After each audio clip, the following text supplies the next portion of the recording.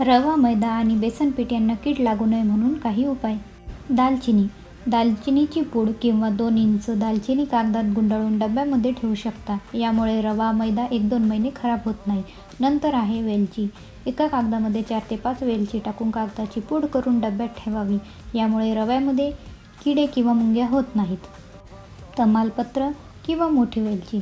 तमालपत्र किंवा मोठी वेलची कागदामध्ये गुंडाळून ठेवल्यामुळे मैदा आणि रवा हा खराब होत नाही. शेवटचं म्हणजे रवा मंद आचेवर भाजून घ्यायचा आहे. खूप जास्त भाजायचं नाही.